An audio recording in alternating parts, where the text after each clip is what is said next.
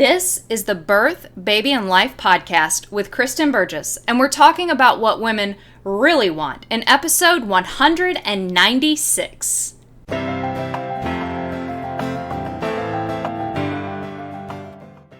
Hey mama, I am so honored to bring you today's podcast episode because this topic is very near and dear to my heart. As many of you know, I finished up my degree recently, and my amazing faculty sponsor encouraged me to do my thesis on something that was meaningful to me. So of course, I chose the history of childbirth, not the history of obstetrics or midwifery, but really the history of women and what women want in birth.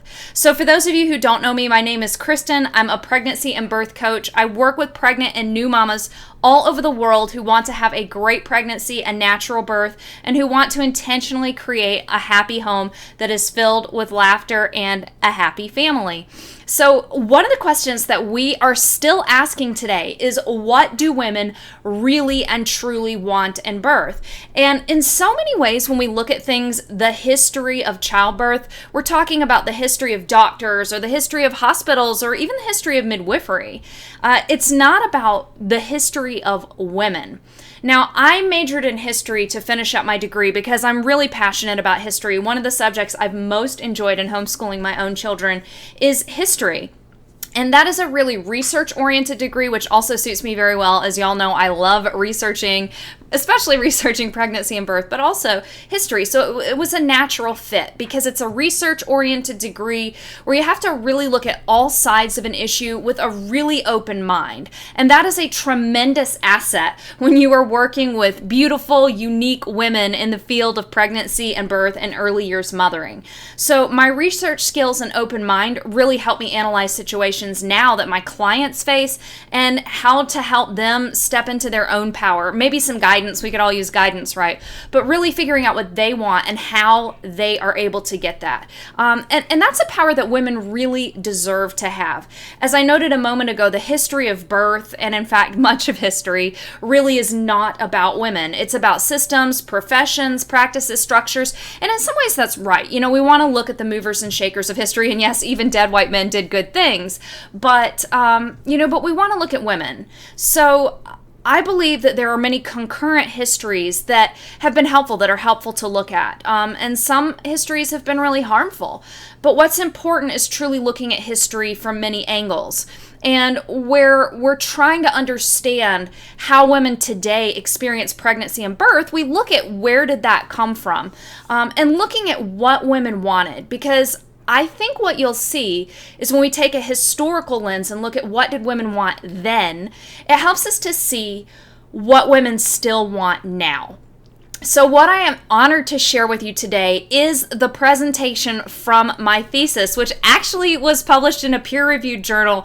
So I am super, super excited about that. So what I'm going to do is I'm actually going to go to the slides. These were the slides from my thesis presentation when I was invited to present it during research week at my university. So you won't see me for a little bit. Hopefully I'll get the slides going and then I'll jump back on at the end. But without any hesitation or with further ado, I am happy to present with you my thesis, which is Of Sacrament and Safety, How Two 1970s Home Birth Services Magnified the Power and the Limits of Women's Voices. I invite you to take a minute and picture yourself in a 1970s Tennessee hospital. You walk into the maternity ward waiting room and find yourself surrounded by long-haired hippies. They're all smiling and breathing alongside a young, very pregnant group member. She's obviously in labor. And a short time later, Carolyn Hunt gave birth to her breech son at the hospital, noting that it was, quote, "The trip seemed very precious, very spiritual, sacred in fact, and I can dig it, that we want to do it at home when we can, but it doesn't make much difference really. Anywhere is stoned." I want to talk to you about two birth services that were running at the same time in the 1970s. One was the Farm Midwifery Center, which if you're listening to my podcast, you're probably familiar with. That is the commune, the farm that Ina May Gaskin formed with her husband, Stephen Gaskin, and a group of ragtag but very committed hippies in the late 1960s. And it flourished throughout the 70s and is still an intentional community today. And it actually still runs a birth center. So it was part of the counterculture, and it was mostly middle-class white people who lived there, and so in particular we're looking at middle-class white women. At the same time this was happening in Tennessee, about 500 miles away, in Chicago, the Chicago Maternity Center was running. Now that was established in 1932. It had roots earlier than that, but the Chicago Maternity Center itself was established in 1932, and it was developed to battle Chicago's really, frankly, appalling maternal, neonatal, and maternal mortality rates. Sorry, that was a bit of a mouthful. Hospital births had honestly proven more dangerous. And so Dr. Joseph DeLee, you may recognize his name if you know anything about midwifery or obstetric equipment, but Dr. Joseph DeLee is kind of known as the father of modern obstetrics, and we're not going to talk about him in detail in this slide. Just know that his choices were more in the interest of advancing his profession than they were in the interest of helping women. However, the Chicago Maternity Center was a good thing. Dr. Beatrice Tucker was actually the lead obstetrician. As you can tell, she was a woman at that time, and she headed the Chicago Maternity Center from its inception until its closure, which we'll come back to. And the women that were being served by the Chicago Maternity Center were a very different demographic than the women at the farm, because they were minority and low-income women. At the end of the Chicago Maternity Center's tenure, at the time that the farm is being established, they were also starting to see college families that wanted a natural birth for natural birth's sake. But the main population of the Chicago Maternity Center wasn't really choosing home birth because they wanted to have kind of a natural home birth experience like we might think about now. So why do these services matter? Ultimately, each one of them offered women a chance to have a safe birth and a birth supported by loved ones. Each one offered a chance for women to regain an agency that they felt they had lost, and that's going to be a key as we move through the presentation. So you'll hear some academic references in here because this was academic. So when you hear a name outside of like a doctor or a midwife or something, then that's a researcher. So Levitt is one of the women who has done a lot of research into pregnancy and birth and the history of that. So she discussed a fundamental shift that occurred when birth moved from home to the hospital. And I really want you to understand this as a podcast listener. Women lost control over the birthing process at this time. It's really funny because I was having a discussion with somebody just yesterday, and we were talking about hospitals and like kind of hospital birth policies about birth. And he said something about, since modern medicine marginalized women and took away women's power, blah, blah, blah, blah, blah, however many years ago. And I told him, I corrected him. I said, it was actually when birth went from home to the hospital that women lost a lot of that power in birth.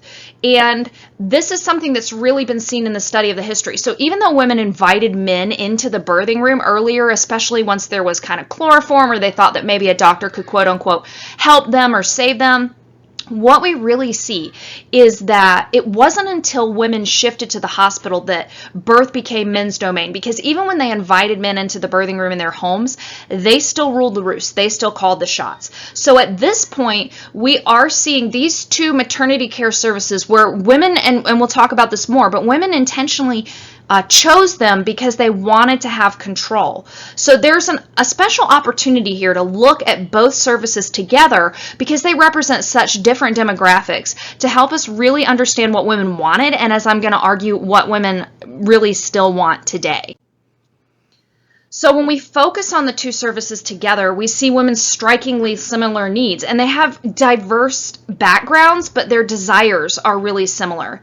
And this lens helps build on what Levitt and other researchers found and demonstrates how home versus hospital birth really continue to define a woman's power beyond the mid-century period. Like Levitt argued that it went up until about the 1950s. But I will argue that it actually continues to define women's power today. And I will also argued that despite really drastic differences in the style and the demographics served, which you'll see, the Farm Midwifery Center and the Chicago Maternity Center provide a compelling picture of women's desire for modern safety, meaningful family experiences, and also agency as they birth their babies. And the growth of one service and the closure of another really magnified women's power and also their limits in obtaining care that met those needs. And that's still highly relevant. The truth is, women were scared. Childbirth and pregnancy presented a real risk to their lives, even at this time in history, even in the 50s, 60s, 70s. And especially when we look back further, that was the initial motivation that mamas had for moving to the hospital. And I think it's really important to remember that. We can't sugarcoat that when we talk about birth today. And it's also important to remember that initially hospital birth was far, far more dangerous than home birth. Both the Farm Midwifery Center and the Chicago Maternity Center addressed safety fears, and they did it effectively, and they did it in multiple similar ways. One of the primary things that they did, and something that we still see an emphasis on today that I think is really good, was prenatal care. So prenatal care was really the foundation for both services. You can see in the slide there's photographs from both the farm and from the Chicago Maternity Center. And women received comprehensive personalized prenatal care throughout their pregnancies. The Chicago Maternity Center has really extensive records, and those records note that lack of prenatal care resulted in poor outcomes, and it was easy to predict. They could tell that when they were called to the birth of a woman who had had less prenatal care, she was going to have a more difficult and often riskier birth and was less likely to have as good outcomes as women who had ongoing prenatal care. So this prenatal care not only addressed health issues for women, but it also addressed a relationship issue for women, and women really appreciated prenatal appointments at both of those places. Both services also emphasized having a skilled provider. And I'm not going to go into free birth a lot today. I'm pretty supportive of free birth, and I've worked with clients who have chosen to have a free birth when I've done pregnancy coaching. But I do think that one of the important things with both of these services is the emphasis on training. So the Chicago Maternity Center itself was actually founded not just to help meet the need for safe, quote-unquote, delivery options for mom and baby, but it was also used to train doctors, residents, and interns who were going to be working in OB or who were even doing their OB rounds at hospital centers that the Chicago Maternity Center was affiliated with. And, after the first couple of births, the farm realized that they needed training, and they accepted training. If you've read Ina May Gaskin's book, Spiritual Midwifery, you can read about this and how after they had the first couple births, which actually happened on buses as part of the caravan when they were touring the country, and then when they were looking for land to buy for the commune, they realized they needed some help. And so obstetricians and others would come out and kind of teach them with textbooks and that sort of thing. So they gathered up textbooks and they did a lot of self-study, and for better or for worse, picking some of that stuff up from OBs, but they also learned from indigenous midwives and people who had a midwifery tradition later on down the line. But what they realized was that training was beneficial to them to be able to understand how to navigate everything that was coming up in birth. It was really a very grassroots effort. So this focus on training was really important with both services. Now, hygienic environments were also a primary concern. Like in this photograph, you can see how the Chicago Maternity Center set things up. This is actually from one of their training bulletins that's available in their archives. It dates from about the 1930s, so it's earlier than the period of time we're really looking at, but you can watch footage and see photographs of the Chicago Maternity Center setup in the 1970s and see it was really quite the same. So they set everything up on newsprint. They had sterilized everything. They had sterile packs.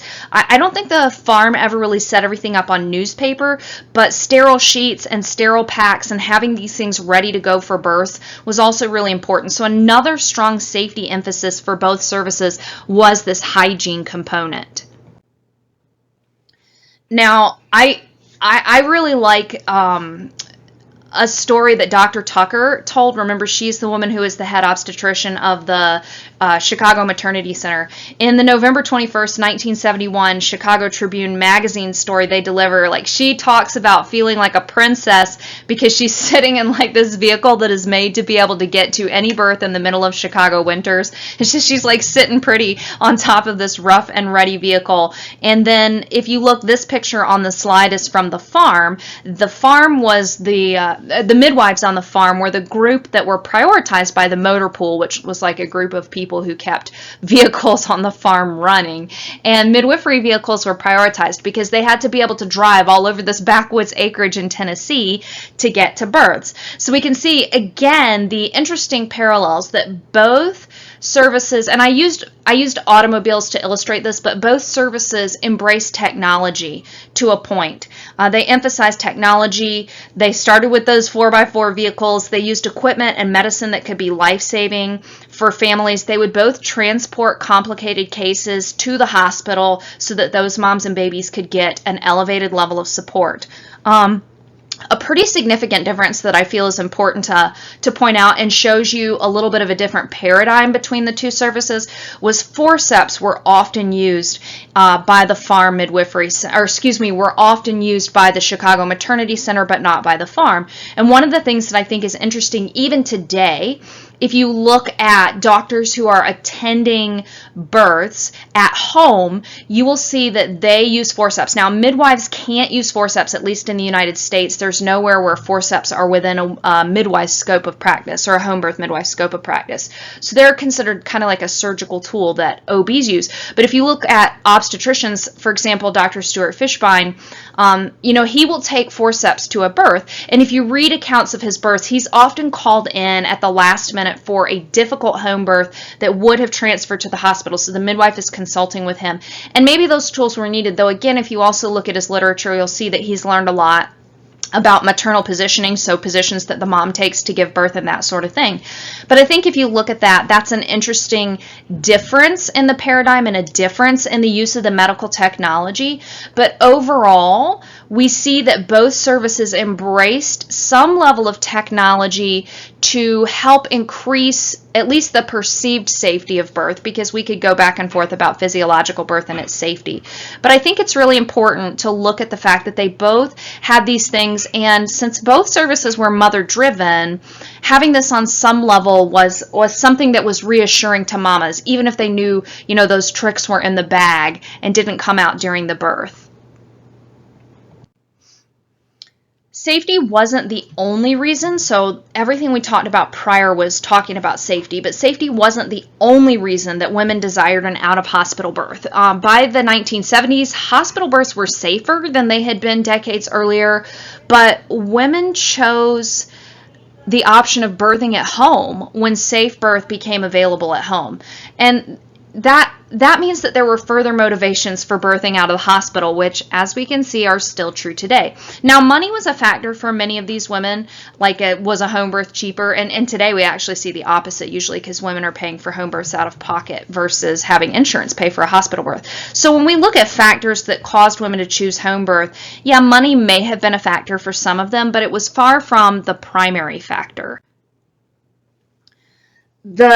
The central factor for home birth, and the factor that began to broaden the demographics for the Chicago Maternity Center, remember I said that as we got into the 1970s, more college-age families from nearby universities wanted the Chicago Maternity Center, and this was the factor. It was family. It was having the people and loved ones that they wanted there, the ability to choose who they had in the delivery room, quote unquote, who they had at their birthing.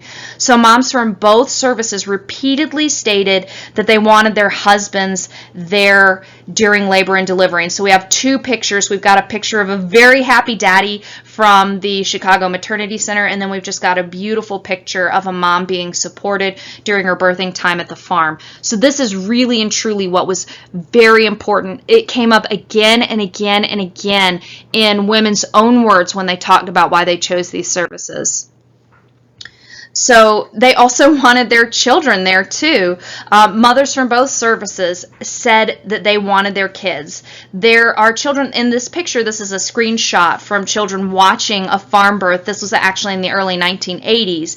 And if you watch, you can still watch this video. And the midwives are really careful to reassure them as the mother gets increasingly vocal. So you can see there's a little bit of nervous smiling, but then it turns into genuine smiling as they understand that it's normal. And then I love the quote on the slide. This is a quote from a mom at the Chicago Maternity Center. They saw the baby being born. The stork didn't bring the baby. They saw it, they enjoyed it, and they can tell you every word. So in stories about Chicago Maternity Center births, they talk about like neighbor children would be peeking in, because a lot of these moms were birthing in apartments. And so they would have neighbor children peeking in and seeing the new baby, and it was just really sweet. Children also help highlight the community nature of birth, that birth for a long time in many cultures has been a communal thing. And mothers, like I said, mothers from both services have often had children from outside of their immediate family present. Both groups also really tapped into something that we've lost in modern hospital births. Childbirth brings us an element of the sacred to both a family and a community. I firmly believe that birth is a time when God's presence and his incredible power of creation are felt. And these families wanted an experience that was sacred. They wanted providers who honored the sacred. This is really clear in the farm, because on the farm, childbirth was considered a sacrament. So if we look at religious rites throughout many religious cultures, there are sacraments, things that they consider holy. And the farm was a commune that was formed basically as a religious group of individuals under a spiritual leader who was Stephen Gaskin. And so they had a kind of a eclectic set of religious beliefs that was pulled from that counterculture and all the spiritual culture and experimentation that people were doing at that time, and kind of shepherded by Stephen.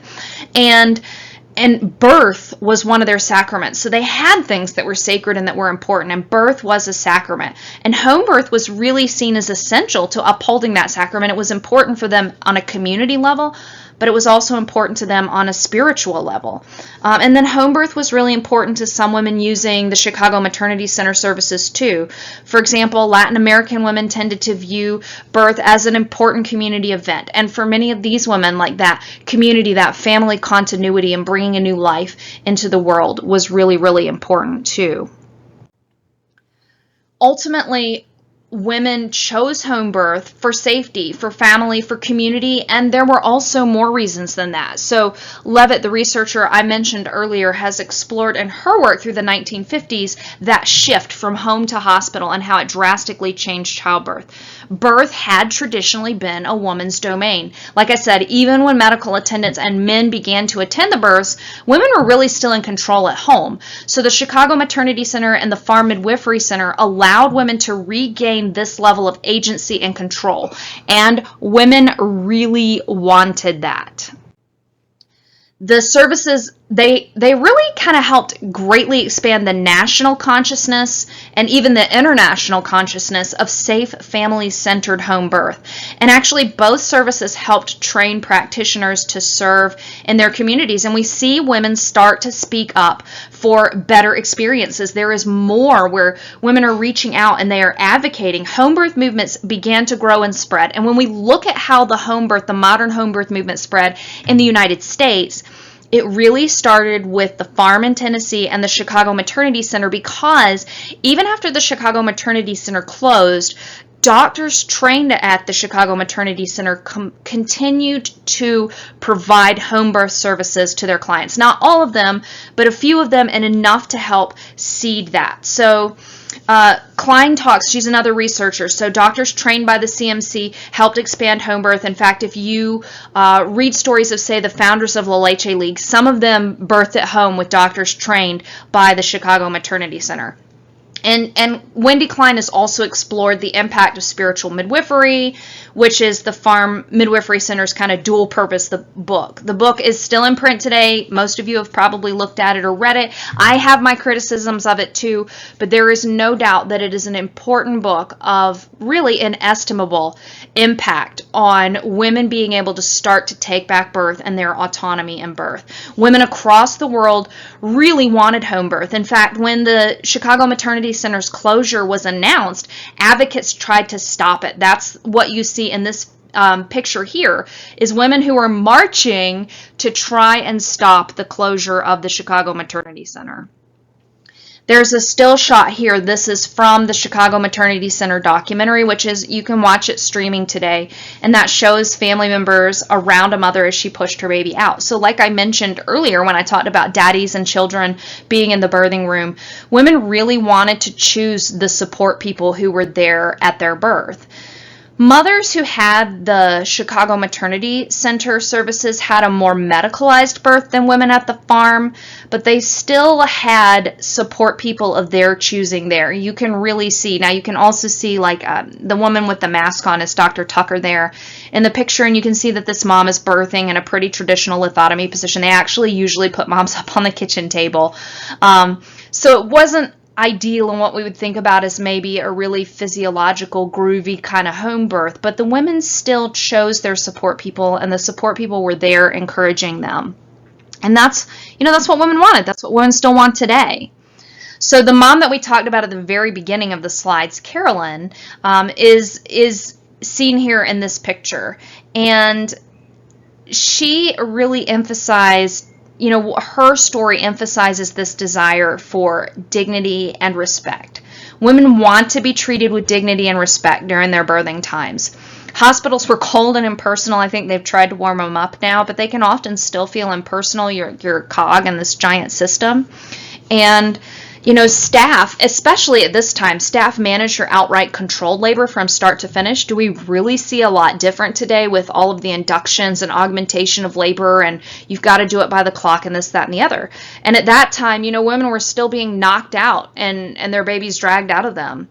So, the natural process was often interrupted, and the wishes that moms had for their births were often ignored. So women from both services spoke out. They talked about how impersonal and disrespectful treatment that they had received with different birthing situations, birthing in other hospitals or birthing in the hospital were.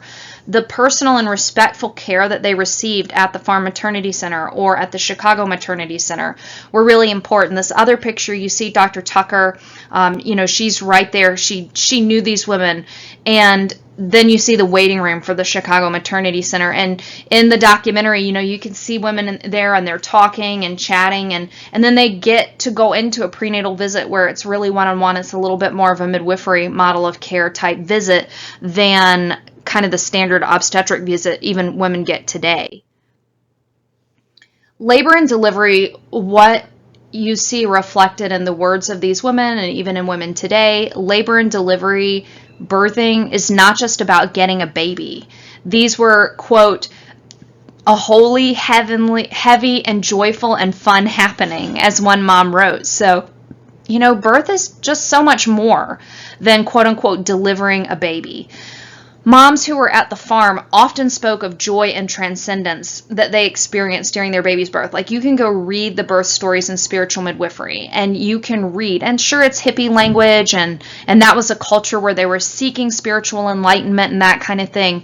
But there's something about the fact that women were able to find a transcendent experience. And I love Carolyn's story in the previous slide, and that I opened the slides with, because she was able to carry that transcendent experience to the hospital. And I actually just read a story, I think it was a Midwifery Today article, an older one, where a woman was talking about she had ended up needing an emergency C-section, and she was coming from a really supported home birth environment. She knew that she needed this, that her baby needed it, and she felt like on the operating table, like her father had passed away a short time before, and she felt like she could really, really, really feel his presence and his assurance there. And she noted afterwards that even though her birth had ended up being a surgical birth, that she felt like she had wanted a spiritual experience and she had started her birth that way, and she really felt like she had it at that moment with feeling her dad's presence and just his care and his love,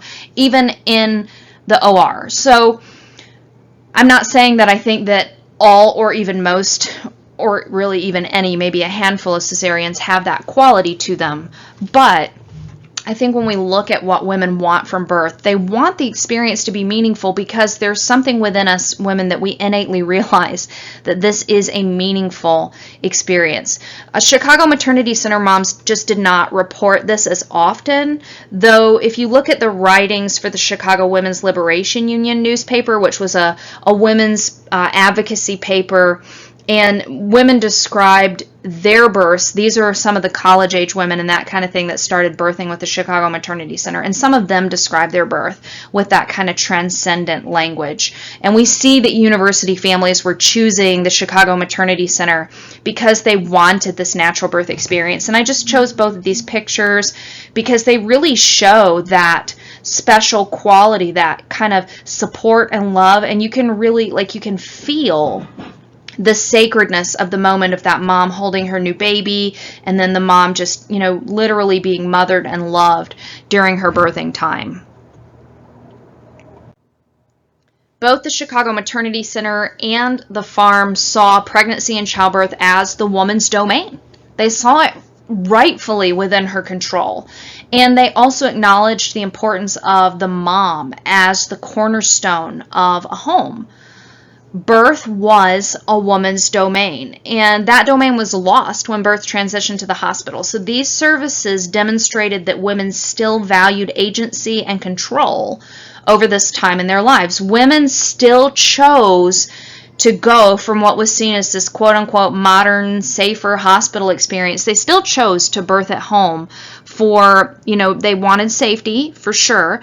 They wanted relationship and community, but they also wanted that agency and autonomy in their births. So just some parting thoughts. The Chicago Maternity Center closed in the mid-1970s because they lost funding. Interestingly, this is just a little anecdote, they lost funding because Medicaid legislation came in, and Medicaid wasn't paying for these births, but because Medicaid was paying for low-income women, the fundraising that had happened by generally upper middle class and upper class white women to help fund the Chicago Maternity Center, those funding drives dried up because the assumption was that Medicaid was going to pay for everything, but Medicaid wouldn't pay for home birth service, which is still a problem that we see today. And we saw low-income minority women lose access to home birth options. Now, as I noted before, doctors trained by the CMC went on to offer home birth to more affluent women who could afford to pay for their services. The Farm Midwifery Center is still active today, and many midwives have been inspired by the farm and the midwifery movement, and they continue to offer home birth. But again, we see a change and a shift to where home birth really became something that was associated with affluent women. So we saw this change in control, and we see Wendy Klein's arguments that women's birth choices have actually, they've been reduced to a home versus hospital debate. But I'm going to argue that the true question is not truly home versus hospital. I think it's really a question about who has the right to manage birth. So when we argue about these things like, home versus hospital today, I think we're actually arguing about who has the right. Do doctors in the hospital have the right to manage birth? Do midwives have the right to manage birth? I think that's a grave disservice to us as mamas because, what about us? We really see a sharp divide in who can choose a safe home birth and have access to respectful maternity care. Both of these programs modeled they were a model for excellent outcomes. And, women could choose these. It wasn't about who was in control of birth. It was about women's choices. So both of these programs really respected mothers. And ultimately, as Dr. Tucker said in an interview, it should be the woman's choice where she brings new life into the world.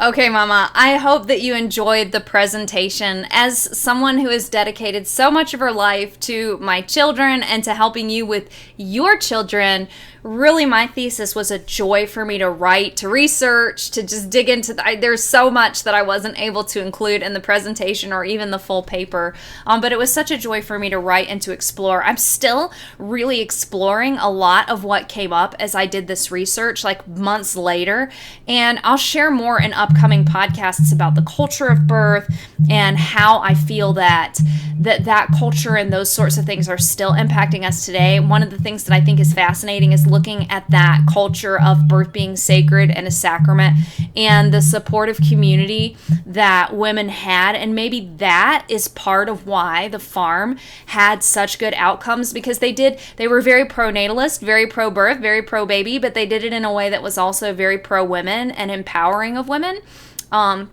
And women held high positions in that culture, especially if they had babies. And so was it the fact that they were really open to that and really emphasized the family and the joy and the importance of motherhood? Was that part of why their births were good, in addition to their being able to move towards more physiological birth? Because when we go back and read spiritual midwifery and that sort of thing, we can look at them and go, oh, they had a lot of people there. They were really hands-on, and now we know maybe more hands-off and physiological birth and that kind of thing. But they were still pioneers, and there's still so much to be learned from really both of these services. And like I said in the presentation, I really think the key is that we see that women do have core desires and needs, and one of those is safety. But it goes so much beyond that. It's safety, it's community, it's family, it's partnership, and it's also autonomy and the ability for birth to be the experience that nature, God, or whatever your belief is, intended it to be, because truly that is there. There is truly a sacred component to birth. So I'm really happy with the opportunity to share this with you. I've been excited about it, been wanting to do this podcast for a long time. So like I said, I'll share more in upcoming podcasts about the culture of birth, about women's autonomy. There's just so much coming up. We're even going to talk more about why we might want to have more babies. So look for those episodes coming up, and I will talk with you next week.